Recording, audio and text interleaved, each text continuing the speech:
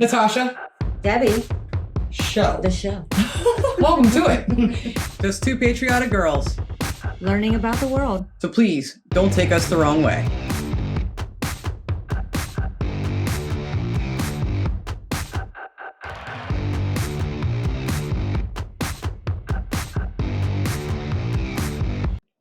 I just accidentally hit record. But we're going to go with this and see what happens. So, hi. How you doing? We're here. We're ready. Thank you for joining us. I'm not really ready, but I mean, as you can see, I'm half dressed. You are. We're supposed to be getting all kinds of snow today in a couple hours, but yeah, we might be getting up to like a foot of snow today here. Well, we'll see. they like to tell us it's going to happen, but it doesn't actually happen. Usually here but it doesn't. Then sometimes it actually does happen. It probably happens where you're at too. But what's actually happening now? Not that. That's not what we're here for. We're here for the show. That's right, we are. And if you like today's content, please hit that like button. And also consider subscribing. It's absolutely free. Listen, I gotta tell you guys a secret. We're really not tacky and cheesy people. Just on just YouTube. Like, how many times can you say that and not eventually sound tacky? You say it the first time, it sounds tacky. I know. But whatever. It gets more people to watch the show, and that's what's important to us. Yeah. So there's other things that are important to us, like this video. What's it called? Today we're going to take a look at England's evil North versus South divide.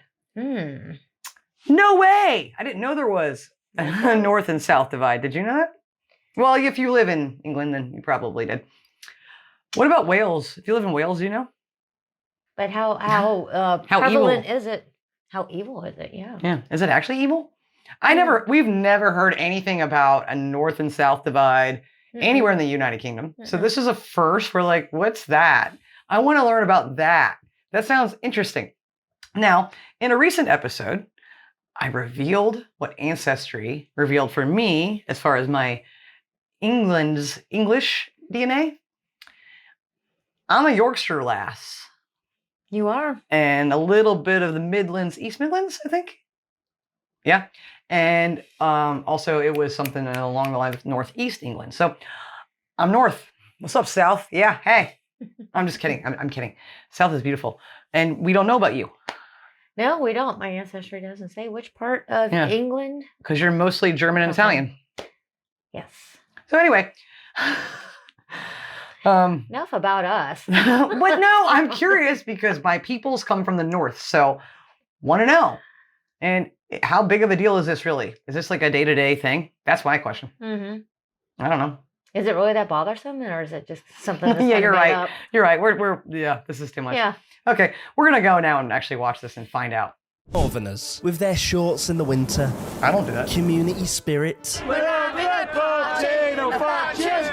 And then Southerners, with their Waitrose and lack of eye contact. A Northerner has been accused of terrorising London by walking around saying hello. I like that. I am totally a Northerner. Yeah. I hate when people don't give me eye contact. That's a fact.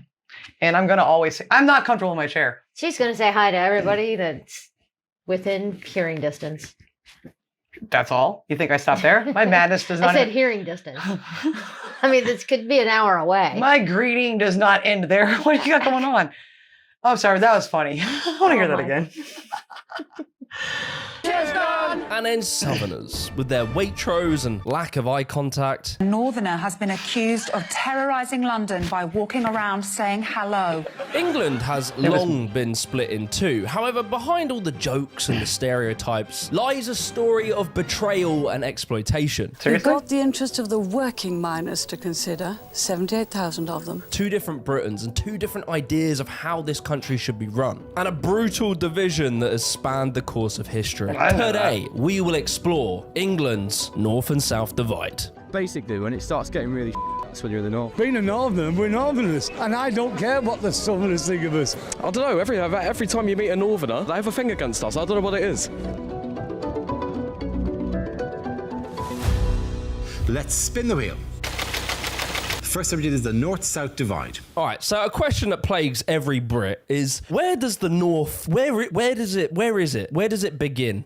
And it's kind of a hard question because as much as we might ask for one, they haven't built a wall. I believe we should build a wall and make it official. I do. There's no loading screens. There's no official signpost, even though our motorway signs point that it's, it's somewhere in that direction. And so, yeah, it really kind of depends who you ask. If you ask a Londoner, they might say, north of Watford and you're in cannibal country. And if you don't know, Watford's here. So that's I their didn't, but that's the imagination funny of where the cannibal north is. If you want your boy's opinion, and I'm based here, I consider myself a southerner, obviously. Listen to me. And to me, the north is kind of like where your accent changes. If you start saying Bath, you're a northerner. So to me, I would probably consider it somewhere around Peterborough or like Leicester or something like that. However, if you were to ask someone from Scotland... Where does the north of England start, in your opinion?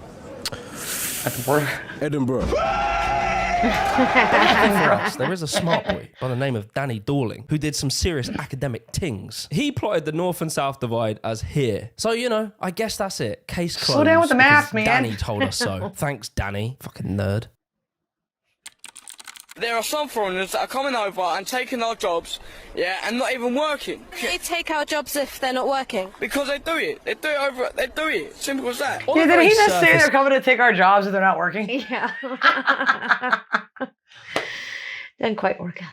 Yeah, that confused my brain for a minute. I'm like, I didn't quite hear that right. If they're not working. Because they do it. They do it. Simple as that. On a very surface level, the obvious difference between the north and the south of the country is accents. Northerners have like a ton of different accents. You got your Manchester accent, Liverpudlian accent, Yorkshire accent, Geordie accent. Proper naughty boys. All with their own little intricacies and differences. In the south, it's much more simple. We have two accents, rich and poor. If we're just going to paint general strokes, it tends to come down to how we pronounce certain vowels. So words like bath, path, laugh, half. Northerners will say it like bath, path, half, and laugh. Silly Northerners. But accents aside, what about behaviour? Northerners, generally, are seen as friendly. They're a bit tougher, they're a bit more hardy. And we also kind of see them as, like, less educated. Hey! I didn't say it. It wasn't me. It was you, and I feel personally attacked. I'm just joking. You guys know I'm taking the piss as usual. Still waiting for that ladylike version of taking the piss. No one's giving me a feminine version of that. Also kind of see them as like less educated. I didn't say it wasn't me. But this is interesting, right? Because like Northerners chat to each other, chat to strangers much more than Southerners do. And that's why if you're like a super duper deluxe mega multinational corporation and you want to like seem as though you're a family run business, typically in their adverts, they will use Northern accents because we perceive like the Yorkshire accent as just more trustworthy. Last stop on round would be old Man Pigotty's place. 'Twas like taking bread to the top of the world. But when they do the technical smart stuff at the end of the advert, they'll use a southerner, obviously. Yes, Peter, we'll take it from here. Thank you. Well, this still has many times more wheat germ than ordinary bread. So yeah, southerners are generally seen as like more educated, ruder, more arrogant, softer, like weaker, stubborn, stuck up. Bristol is in the south. Now I'm now a southerner. What'd you say? I said, now you're divided. I am. Thank you. That's no way. Sorry, the shirt's there. I still want to know where like this imaginary divide is. They don't either, apparently. I know. Let us know in the comments, where do you consider the north of England to be, and or the south? Mm-hmm. Which part are you? North or south? Or are you both? What does that mean? I don't know. In the middle. Midlands. Is there a middle? The Midlands. Do you have to choose a side? I mean, depends on which one you're from. Yes. True. Moving on. Come on, Northerners, at least they have all the friendly, nice, happy-go-lucky stuff. For us, it's just bad things. Up their own arses, aren't they, a little bit? Pretty mean Londoners. Not got a full grasp on reality, do they? Posh twats. Posh. Don't matter where they're from, they always sound a little bit posh. I'm just like, oh. But at least we're richer, so I can cry in my Ferrari. Or more likely an overpriced Waitrose meal deal. Who's from London? Gives a cheer. Quite a few. That was probably the longest conversation you've ever had with a stranger, I imagine. Now we've done the stereotypes, that's kind of the cute, fun, friendly side of this story. Oh, great. If a Northerner and a Southerner were having a beer together in a pub, this is what they would talk about for the first one, maybe 2 beers. What's that, mate? No, it's pronounced half, not half. Cob. It's a bread roll, mate. Football references. But you see, it'd be around about point number 3 or 4, where things would start to get interesting and the conversation would take a turn. Without London, the GDP per capita of the UK would be less than the state of Mississippi, the poorest of the United States. Put simply, the south of England is richer than the north. However, has this always been the case? Has the south always been richer than the north? No. You see, the way it worked historically is that before the Industrial Revolution, we had the Agricultural Revolution. And in this time, both the north and the south were toiling the land, growing carrots and potatoes and raising animals. And in general, in this period of time, the south was like more forgiving when it came to farming. The land is flatter, the weather is marginally more reliable. And so in this time, many of the aristocrats who owned all the land, a lot of them would have these really large estates in the south of England. And whilst, of course, there were giant estates also up north, if you kind of look at these sort of maps of castles and manor houses, etc., you can really see like the concentration of all these buildings are closer in the south and a bit more spread out in the north. So yeah, historically, the south was a bit wealthier and it would have the big wealthy cities like London, Oxford, Cambridge. And with its location being closer to Europe, it meant that we could trade across the seas. And so the south tended to have easier access to more like luxury goods. But like butterflies. One day, the boys would log on, load up the server, and there was a major update. The Industrial Revolution. In unison, the boys grabbed their diamond-enchanted pickaxes and headed for the mines, in search of one material, coal. The Industrial Revolution completely flipped the tables. Now, the north was wealthy, and it's to do with coal. If we look at these maps, you can see how much coal is up north versus the south. This was all tied together with like the invention of the steam-powered engine, the steamboat, the steam train, all of which required coal to operate. It had this ripple effect where they became like the hub for shipbuilding and like heavy engineering. The north had fucking risen, and now the south were the brokies. Bazza, what are you holding? What the fuck is that? Don't be a dick, mate. You know what it is. It's a carrot. What's that, Bazza? I can't hear you over all this fucking coal. However, this success wouldn't last forever. Yes. Il porte. So at some point, the North falls off, right? And a lot of people kind of debate when this happened. A lot of people say that during the interwar period, so between like the 20s and the 30s, the Bogdanov brothers came in and absolutely fudded the North's economic boom. Don't beat. However, according to this paper called The Political Economy of Britain's North-South Divide, it claims it was even earlier, it was 1914, where the idea of the prosperous North had already come to an end. Also, this paper is more specific. It splits the North into two different categories. So it groups together the manufacturing heartland, which is the West Midlands, Northwest, and Yorkshire Humberside regions. And then it groups together the industrial periphery. This includes Wales and Scotland, as well as the northern region. And if you look at some of these graphs, it actually shows that the industrial periphery was already on a gradual decline long before. But you see, whilst all this turmoil was happening, quietly sat back, waiting for its opportunity, was the south. The first problem we got to get rid of is that slat upstairs. The south was different, right? Yeah, we had very high unemployment, and we didn't have coal, and yeah, we were generally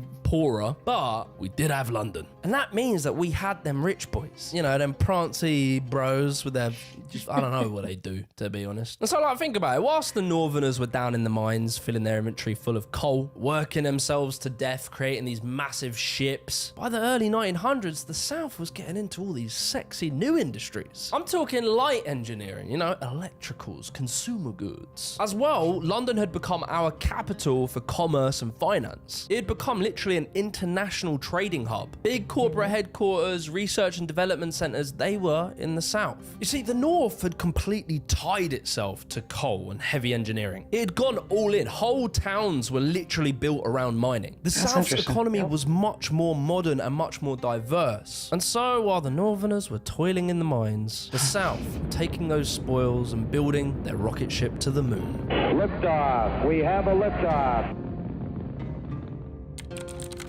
The source of life has suddenly dropped away from the whole community. The folk linger on unemployment allowances, but the place is dying.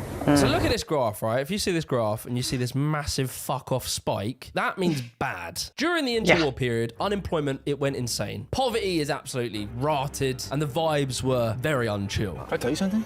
Yeah, bro, yeah. The vibe's off, man. And the people of Britain in this time were speed-running political extremism. The commies and the fascists were out in full force, and it was pretty touch and go for a minute. And like a lot of this anger and animosity was to do with the unemployment, which was directly tied to Britain's decline in industrial output. This okay, see, I had no idea of any of this. I don't know how in 3 years of doing, sorry, this is driving me crazy. In 3 years of doing this show, no one has ever brought this topic up. But, you know, I was going to say it a few minutes ago. I decided not to pause it when he was saying like if a northerner and a southerner were in a bar together or pub, sorry, they'd have some things that like that's a roll, no, that's a cob or whatever. And we've heard that between people in our comments on our Facebook lives. Join us on Facebook, by the way, if you haven't. People arguing over things like that. And I just really arguing so much, but I just wonder how much of a day-to-day thing that really is. So again, let us know in the comments, but I just find this to be really interesting. And also I just feel like, wow, how did no one ever tell us about this? This map here is really interesting because it shows how industrial technologies spread across the continent. So our nation got very rich first and all of our wages went up. However, when wages go up, that means people have more money and that means the cost of living goes up. And so that means the lives of the working class, the labor force, they need more money, they need higher wages to sustain their life. And like, yeah, the workers were loving it. This is great. You know, more money. It means we can eat sugar. Oh, try this, Billy. It tastes like dreams. However, there is a problem.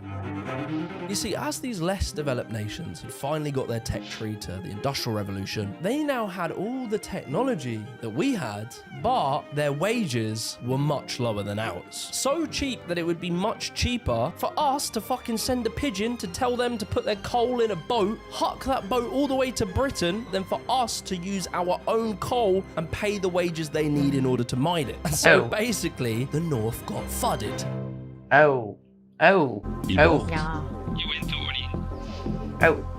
Don't beat. The third is this: we have to buy abroad in order to live and prosper. We can only buy abroad if we sell abroad. Let's pull together for prosperity.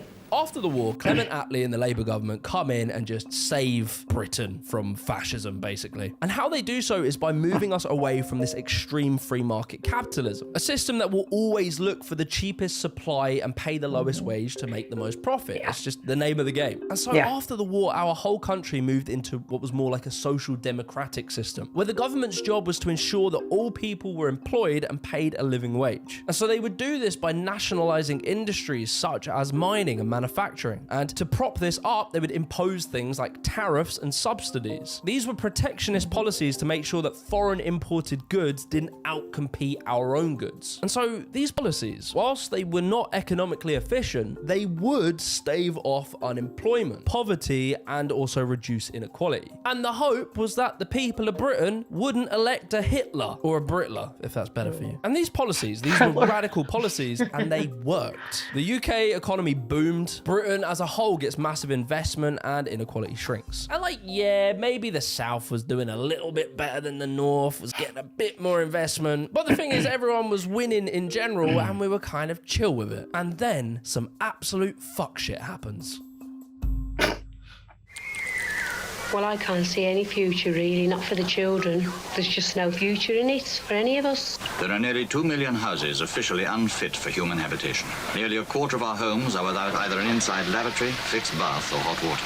Right, the 70s was an absolute mess. This is where it really took a turn, right? It went from, it's Bath, you stupid northerner.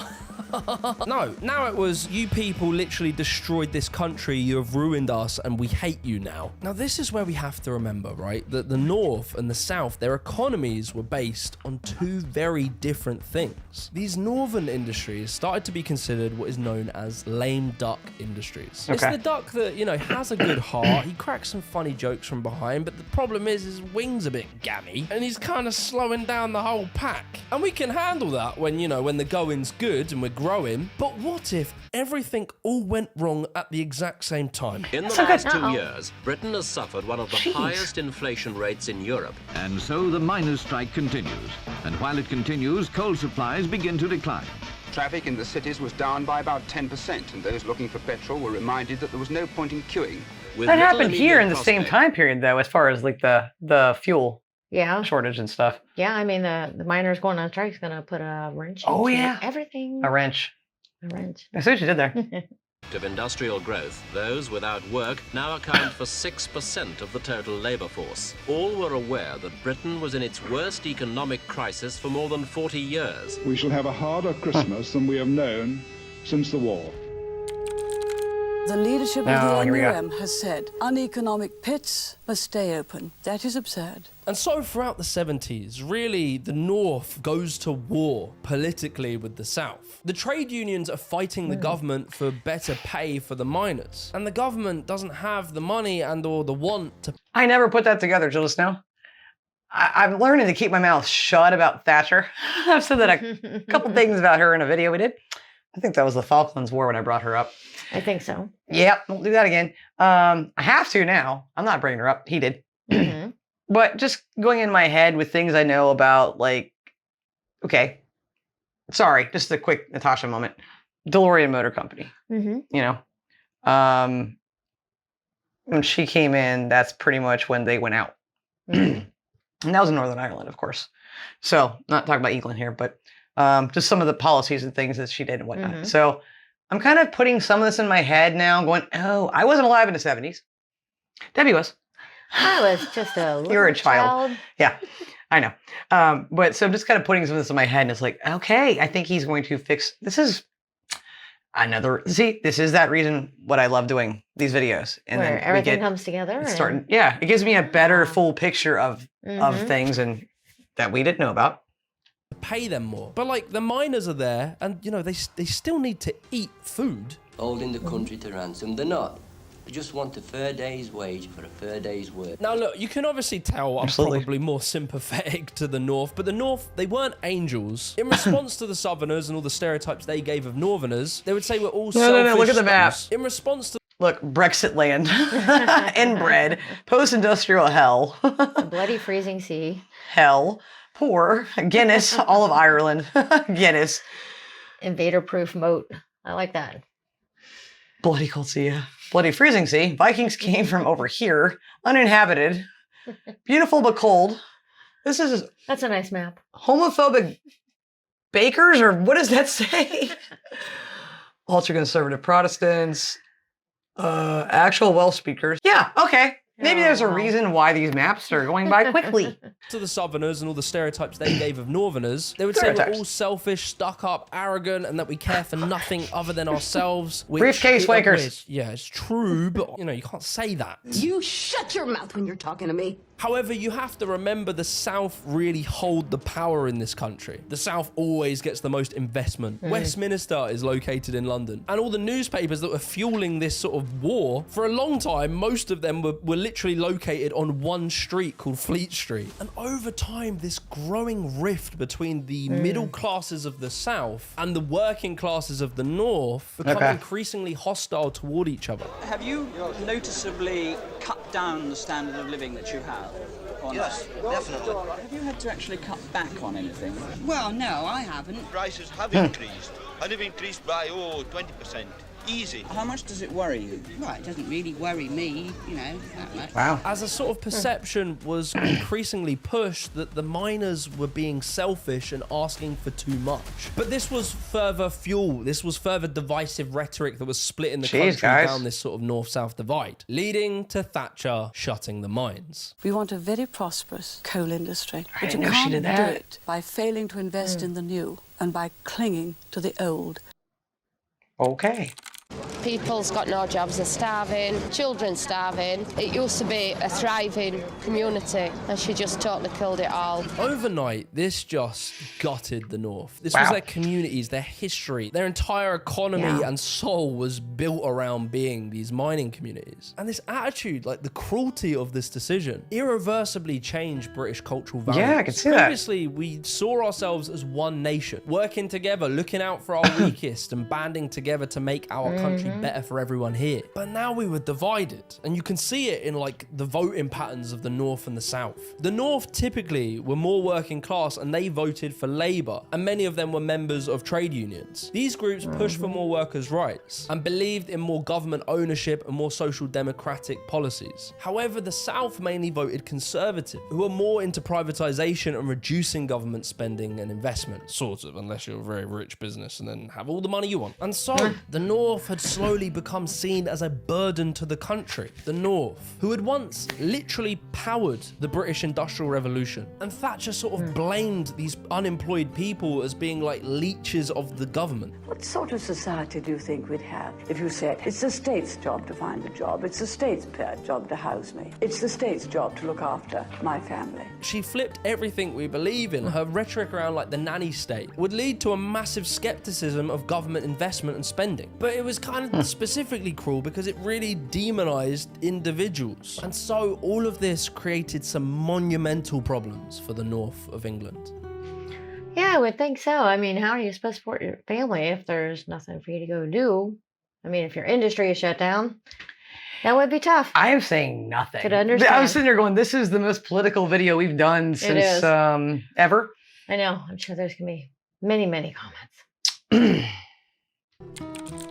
I learned from the comments. To take through what they call spending in the public sector. First, government has no money. We only take in money from ordinary men and women. So if we take in more to spend it, it means that they don't have it to spend. So the amount of demand is the same in the economy. So after the 80s, Britain deindustrialized. And so whilst the South was being pushed into the future, the North was being left behind. And like, you know, it's complicated because Thatcher was probably right. We should deindustrialize. However, because her ideology was so like fundamental, it was so radical. Instead of deindustrializing and then pumping investment to help bring the North up to speed, she had completely made the whole country against investment from the state. And so when the mines closed, entire communities, towns, cities went into massive decline.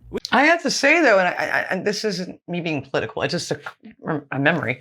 You know, I was a kid in the 80s, I was born in 81, and damn, I'll tell you, the UK was never on the news more than when Thatcher was prime minister. Never. That is true. Yeah. I mean, she was all over our news here. All over our news here. And I don't remember, you know, anything about anything specific because I was a child. Right.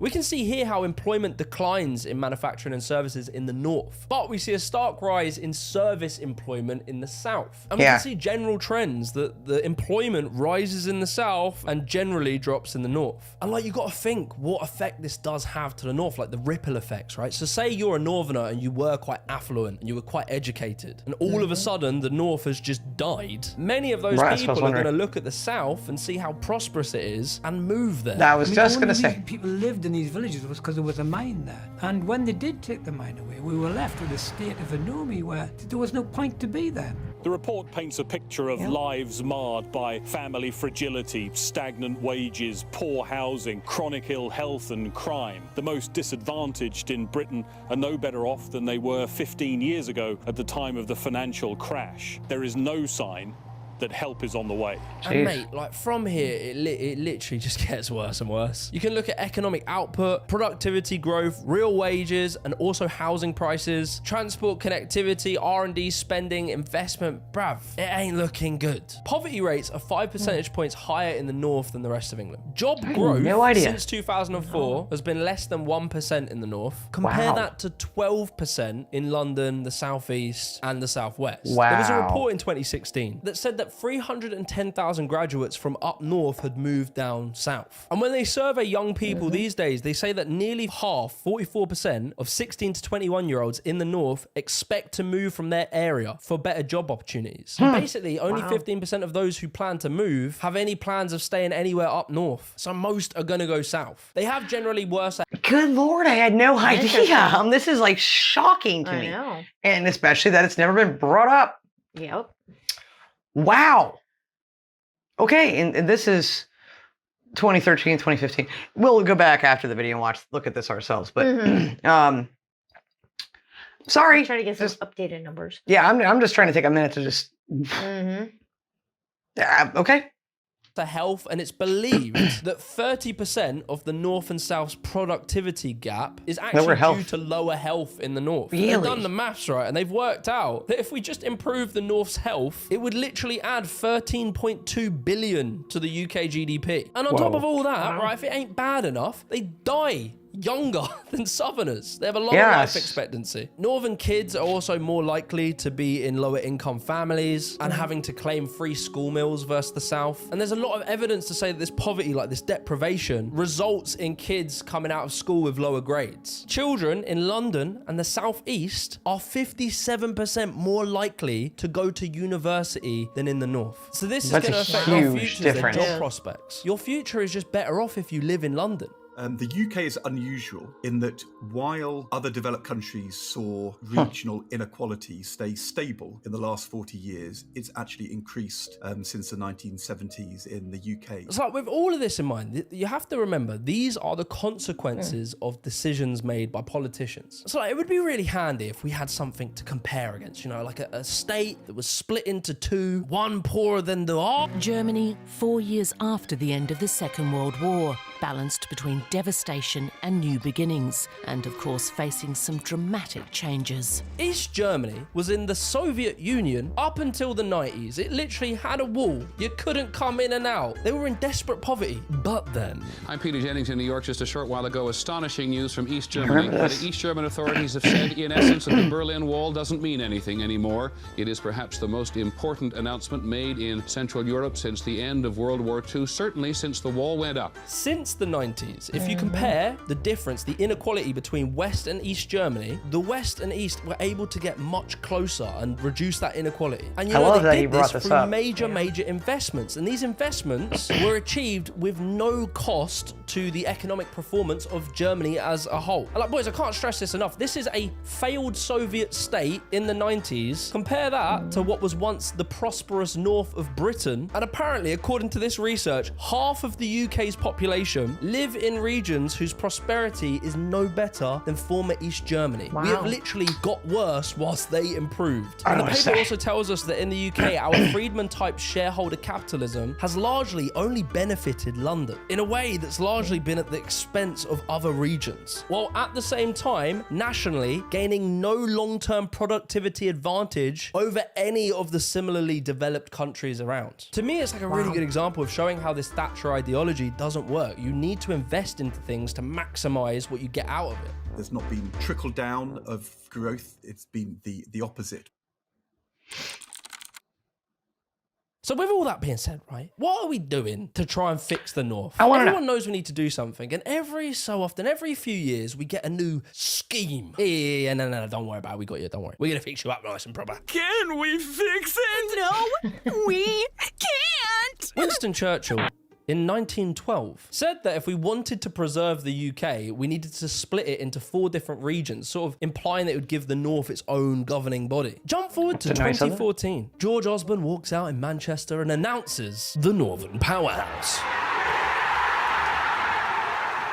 You know, they had all these big ideas. They were going to pump a load of money, do loads of stuff, bring all the money, do investment, woo! And like, some of it happened, sort of. But the key things, like the National Powerhouse Rail, that has been promised forever. Because all these major northern cities have terrible connections between them and is costing us money. We could be making more money if we fixed it. But we can relate to you on promises of things that never happened in this country since well before I was born. Politics in general. It is. I know. Speedy train. Here in our city, they have talked about a rail from our main city to the outer suburbs since I was a child. Yeah, I was going to say before.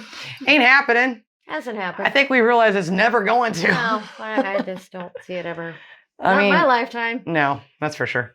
But so that part, we understand that part. But I had no idea about any of this. Terrible connections between them and is costing us money. We could be making more money if we fixed it, but that never got built. But this is what I'm saying. So it's just a buzzword. It is all mouth. They've been saying the same thing. I mean, I'm 58 now. They've been saying the same guff since I was 18 and first got politically aware. So time goes past after this big promise, and the North get pissed off. A good chunk of them voted Brexit, and it seems to be mainly as like a fuck you to Westminster. They thought it was like a we got ya. Turns out the North is most likely to be most negatively affected by Brexit, but at least they got them, right? After a while, the government then reskinned the idea of Northern Powerhouse and called it levelling up. Now the government had realized like it's not so much a North and South divide as much as it is the whole country is fucked, and now we need to invest loads of money to try and fix it. But with all these big claims, obviously COVID happened, and then you had Rishi Sunak saying that I am ending this long-running saga. I am cancelling the rest of the HS2 project.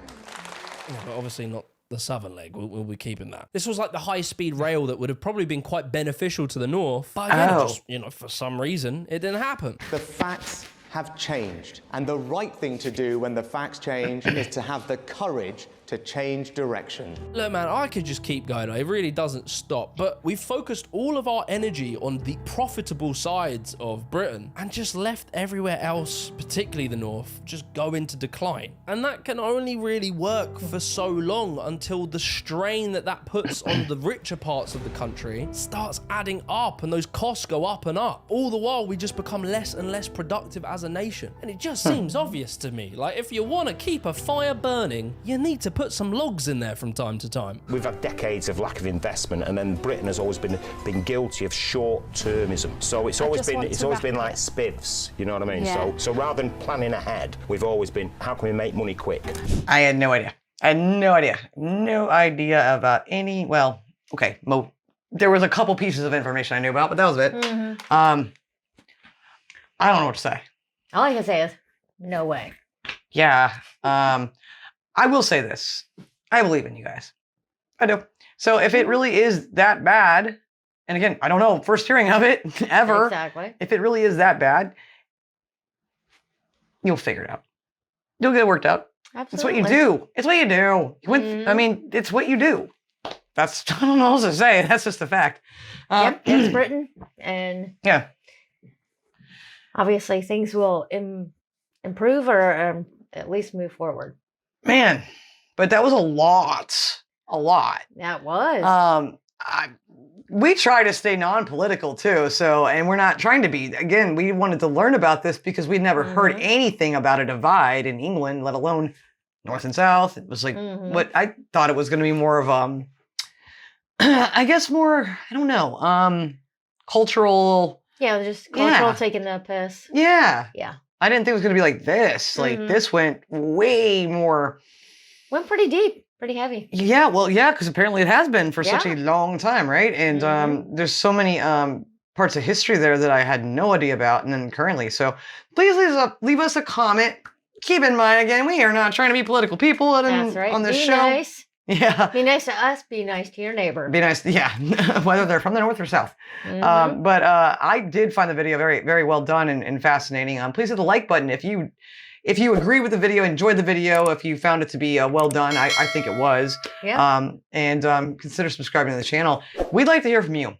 We learn a lot from these videos, but then we get more in-depth information and education from you guys in the comments. Yes. So please leave us a comment and yeah, like Debbie said, be nice to your neighbor because we are all neighbors, and even us over here. And we're your cousins. So.